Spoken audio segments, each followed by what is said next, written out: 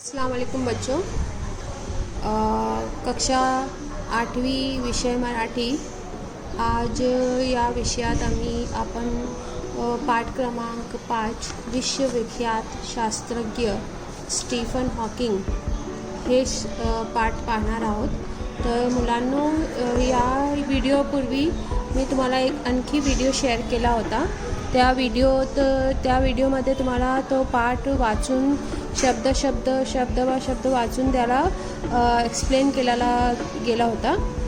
मतलब यानी उस पार्ट में, उस वीडियो में आपको पूरा सबक जो है वो लफ्ज़ पर लफ्ज़ पढ़ते हुए उसे बहुत ही अच्छे तरीके से समझाया गया था। आता या व्हिडिओत मी तुम्हाला काही शब्दार्थ सांगणार आहे आणि काही आकृती आहे, स्वाध्यायाची काही आकृती आणि विरोधार्थी शब्द ते तुम्हाला मी समजून देणार आहे। तर बघूया शब्दार्थ, स्टीफन हॉकिंग या पाठाचे शब्दार्थ। शारीरिक मतलब जिस्मानी, अपंगत्वावर माजूरी। वैज्ञानिक शब्द जो है वो विज्ञान से निकला है। विज्ञान का मतलब होता है साइंस और वैज्ञानिक का मतलब होता है साइंसी। क्षेत्रात यानी हिस्से में, भाग में। दिव्यांग शास्त्रज्ञ, माजूर साइंसदान। विलक्षण, अजीब, अनोखी। कुतूहल, तजस्सुस। गणित, रियाजी। भौतिक शास्त्र, जुग्राफिया। छंद, मशगला या शौक। स्वप्न, ख्वाब। शिष्यवृत्ति, स्कॉलरशिप या उर्दू में उसको वजीफ़ा भी बोलते हैं। नाताड़ का मतलब होता है क्रिसमस। त्रास, तकलीफ, अशक्तपना, कमज़ोरी। अड़खड़त बोलने, अटक कर बोलना। वेदनादायक, तकलीफ दा। संस्था, तंजीम। निमंत्रित दावतनामा। लोकप्रिय, लोगों के महबूब। प्रसिद्ध, मशहूर। दुर्धर मतलब कभी सेहतमंद ना होना या कभी भी ऐसी बीमारी जो कभी ठीक ना हो। आत्मविश्वास, खुद एतमादी।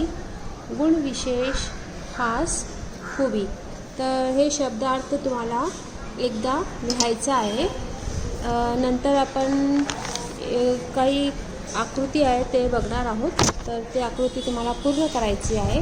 मी लिहिलेलं आहे, मी आता समजून घेणार आहे तुम्हाला, तुम्ही समजून घ्या। स्टीफन हॉकिंग यांचे गुणविशेष,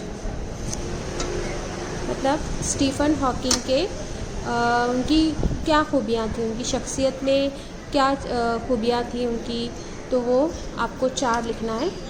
जैसे प्रचंड आत्मविश्वास।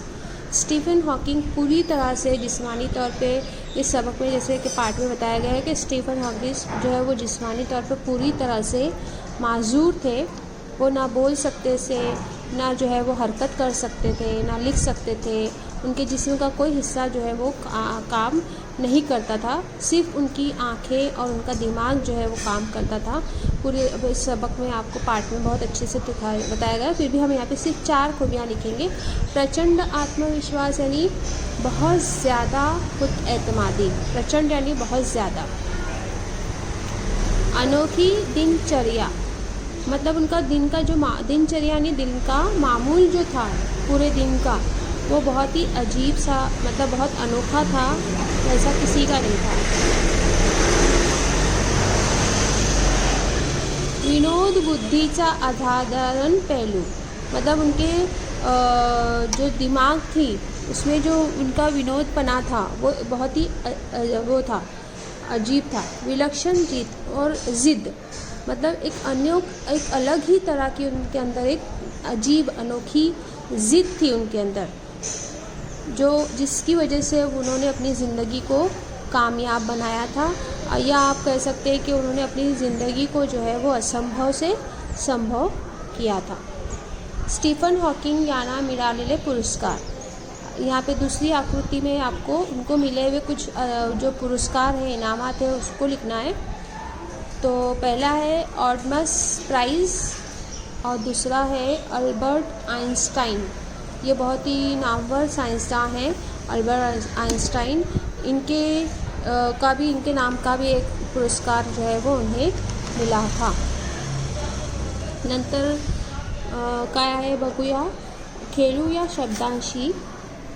यात तुम्हाला या शब्दांचे विरुद्धार्थी शब्द लिहायचा आहे। मृत्यू, जन्म, नावड, आवड। मृत्यु यानी मौत, जिंदगी। नावड मतलब नापसंद, आवड यानी पसंद। सुखद यानी सुखी, दुखद यानी दुख, सबल यानी तंदुरुस्त, दुर्बल यानी कमजोर। आता इकडे काही शब्द दिले आहेत, तुम्हाला ते शब्दांच्या अव्ययात वर्गीकरण करायचं आहे। क्रिया विशेषण अव्यय यामध्ये येणार आहे रोज, उशिरा यानी काम कब हुआ, तो उसके लिए रोज़ या शब्दात आहे रोज़, उशिरा, लवकर। शब्द योगी अव्यय में आएगा जाण्यापूर्वी। इसमें पूर्वी जो है वो शब्द योगी अव्यय है। उतरल्यावर, तो ये वर जो है वो शब्द योगी अव्यय है। और त्याप्रमाणे, प्रमाणे जो है वो शब्द योगी अव्यय है। उभयानवी अव्यय यानी ऐसे अव्यय जो दो जुमलों को जोड़ते हैं। तो आणि, परंतु, पण, किंवा, ये उभयानवी अव्यय है। फिर केवल प्रयोगी अव्यय मतलब वाह, अबब और अरे रे। इस तरह के जो हैरत, डर, खौफ के जो अल्फाज होते हैं वो केवल प्रयोगी अव्यय कहलाते हैं। नंतर इकडे जो आहे पुढे एक चौकटी दिलेली आहे आणि तिकडे विरामचिन्हचे दिलेले आहे। तुम्हाला तिकडे त्याचे नाव लिहायचे आहे आणि त्याला वाक्यात प्रयोग करून सांगायचं आहे। तर पहिला चिन्ह आहे स्वल्पविराम। गंगा, यमुना, गोदावरी या नदियाँ आहेत। जब एक जैसे नाम आते हैं तो उन एक जैसे नामों के बीच में ये चिन्ह, जिसको स्वल्प विराम कहते हैं, वो लगाया जाता है। नंतर पूर्ण विराम, जब वाक्य पूरा हो जाता है तो पूर्ण विराम लगाते हैं। मी अभ्यास करतो, यहाँ पे वाक्य पूरा हो गया तो ये पूर्ण विराम। या चिन्हाला म्हणतात अर्धविराम। ढग आले, ये इधर एक जुमला पूरा हो गया लेकिन इसके आगे वाला जुमला जो है वो इसके ऊपर है, तो इसके लिए अर्ध यानी जुमला अधूरा है, आधा है। तो पण पाऊस पडला नाही, इस तरह से अर्धविराम लगाते हैं। प्रश्न चिन्ह, ज़ाहिरी बात है, जो प्रश्न वाक्य होगा उसके अंत में जो चिन्ह लगेगा तो वाक्य चिन्ह जो है वो प्रश्न चिन्ह हो जाता है। तू कुठे राहतोस। उद्गार चिन्ह, अबब जो हैरत वाला वाक्य शब्द होता है उसके बाद ये लगता है चिन्ह, केवड़ा, मोटा, या जैसे यहाँ पे भी लगा हुआ था, ये उद्गार चिन्ह है। और ये जो शब्द है वो केवल अव्यय है। फिर एकेरी अवतरण चिन्ह, किसी वाक्य में जब किसी एक शब्द को आपको खास दिखाना होता है तो उस किसी एक शब्द के आगे पीछे चिन्ह लगता है, जिसको एकेरी अवतरण चिन्ह बोलते हैं। जैसे आत्मविश्वास खूब महत्वाचा, इसमें आत्मविश्वास पे हमको ज़्यादा जोर देना है, इसके लिए उसको खास बताया, इस चिन्ह के ज़रिए बताया जाता है। उसके बाद है दोहरी अवतरण चिन्ह, जिसमें किसी की कही हुई बात को जब हम उसी की बात अल्फाज में लिखते हैं तो शुरू और आखिर में वो चिन्ह लगाते हैं। जैसे बाबा म्हणाले, इधर एक लगाना रह गया, कुठे चाललास, ठीक है।